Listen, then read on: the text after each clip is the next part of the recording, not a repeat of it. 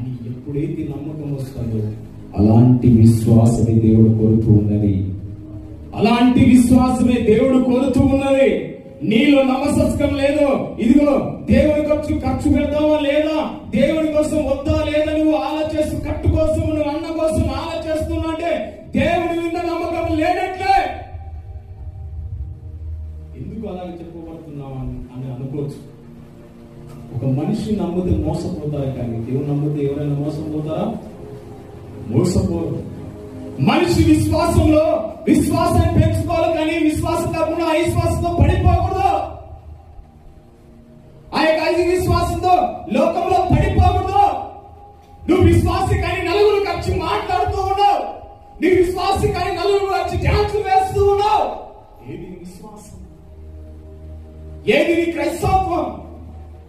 ఎలాగ నడుచుకోబడుతున్నావు? ఏ విధంగా నడుచుకోబడుతున్నావు అంటే అప్పుడు దేవుడు నీ దృష్టిలో ఉన్నట్లా లేనట్లా? చెప్పమ్మా. దేవుడు నీ దృష్టిలో ఉన్నట్లా లేనట్లా? లేనట్లా. తోమయ్య అంటున్నా అంటే నీ ఏలిలో చేయబడతా నేను నమ్మను అంటున్నాడు. ఈ యొక్క దినములు కూడా దేవుడు నమ్ముతూ ఉన్నారు, కానీ ఏమాత్రం కూడా విశ్వాసించట్లేదు.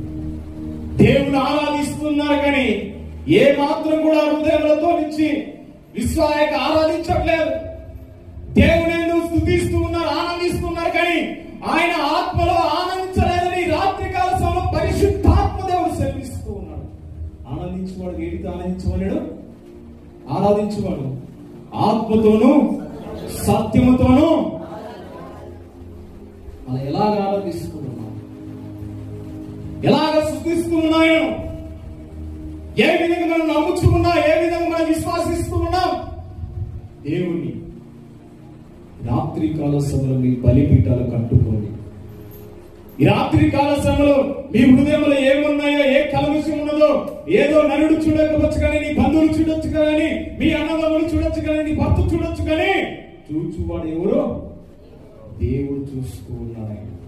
నువ్వు చేస్తున్న రహస్యం, నువ్వు చేస్తున్న పాపం ఎవరు చూస్తూ ఉన్నారో దేవుడు చూస్తున్నాడు. నువ్వు లేచుతా ఎవరు చూస్తున్నారు?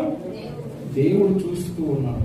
మన దేవుడు చూస్తానని చెప్తున్నాడు, కానీ మనిషికి భక్తుకు అనేక వాళ్ళకు భయపడుతున్నా, కానీ దేవుడికి ఏమాత్రం కూడా భయపడలేదని పరిశుద్ధాత్మ దేవుడు హెచ్చరిస్తున్నాడు. ఈ రాత్రి కాల సమయంలో మనిషికి భయపడుతున్నారు, భక్తుకు భయపడుతున్నారు, అనేక వాళ్ళకి భయపడుతున్నారు, కానీ